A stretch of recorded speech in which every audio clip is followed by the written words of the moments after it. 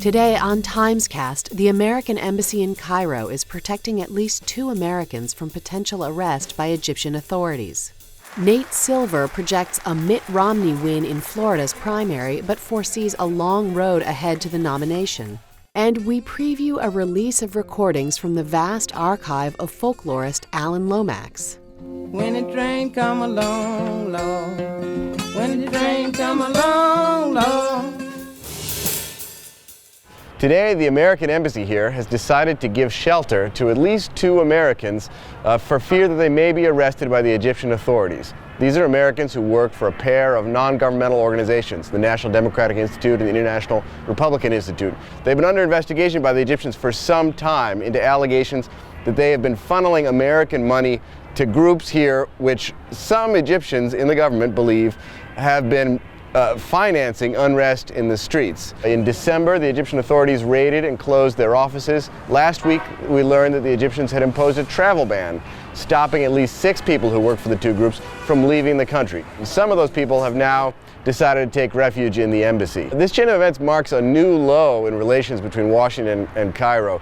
Washington has been pushing for some time for Egypt's military rulers to turn over power to civilians, as they said they would do when they took over from Hosni Mubarak a year ago. After the news of the travel bans, Washington, the Obama administration, began explicitly warning for the first time that they might actually take away the $1.3 billion in annual military aid the U.S. provides to Egypt. Today, a group of emissaries from the Egyptian military arrived in Washington for talks on Capitol Hill and at the Pentagon to try to smooth over those relations. Mitt Romney is leading the polls in Florida, but he's still far from clinching the nomination. So Nate, what a difference a week makes. Last Monday, Newt Gingrich was riding pretty high. He was coming off of a big win in South Carolina, and he was leading in the polls in Florida. A week later, you have Mitt Romney leading by 13 points in Florida in your latest model. Now, has Mitt Romney won over particular constituencies in Florida, or is he just doing better with everybody now? It's across the board when you have an increase that large. But one important group in Florida is Latino, Hispanic voters. Right. That was a group that Mitt Romney did really badly with, actually. In 2008. In 2008, lost John McCain. Most polls now suggest that he's winning that group pretty soundly. He got a lot of endorsements from the Cuban community, from Puerto Rico's governor. Now, February is thought to be a pretty good month potentially for Mitt Romney, both because the states that have primaries and caucuses are thought to be fairly favorable to him, but also because there really are only a couple of debates, which means that Newt Gingrich would have fewer opportunities to sort of shake up the dynamic. Do you think there are any potential landmines out there in February for Mitt Romney, or is it kind of a smooth sailing situation for him?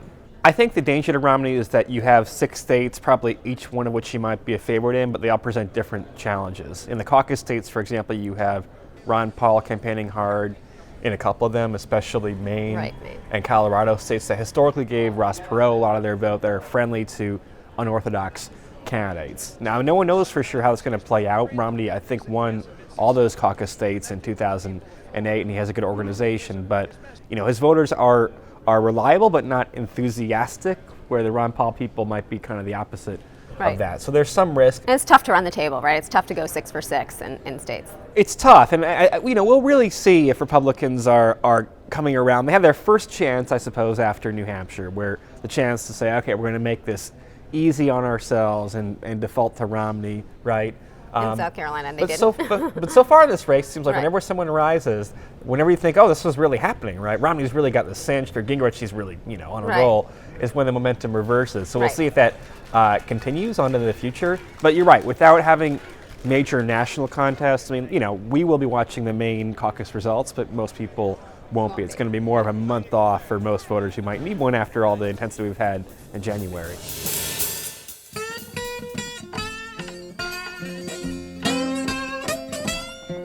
And Alan Lomax was one of the foremost folklorists who over decades collected a vast archive of global music through film, photographs, and audio recordings.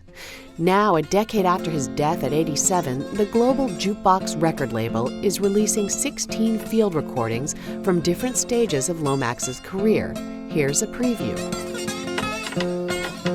Let me see my mother, and she asked for me, Lord. Gonna meet her at the station when the train come along.